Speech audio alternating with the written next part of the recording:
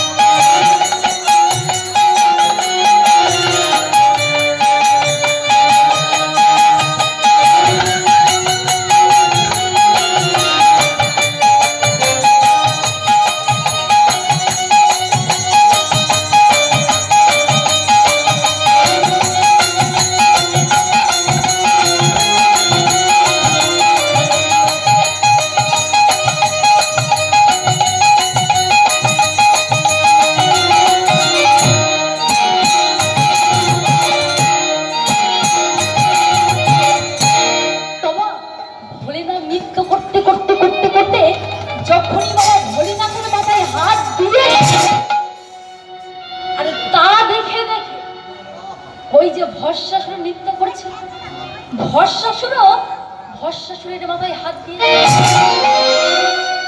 তখন বাবা ওই যে ভস্মাসুর হরি বলা হয়ে গেল।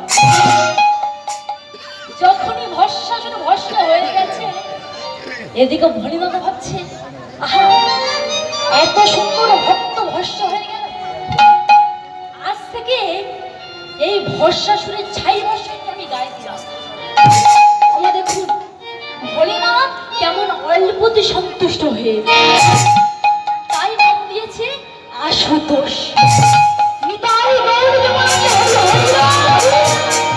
একবার কৃষ্ণ বলে দুটি বাহু তুলে নাচো রে মন পথে পথে।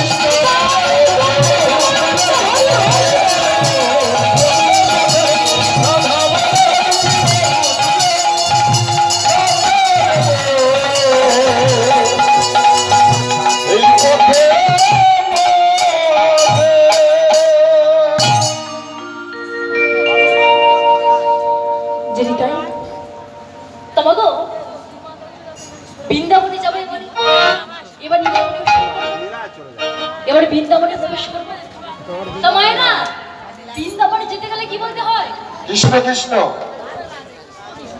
রাধে রাধে, তাই না?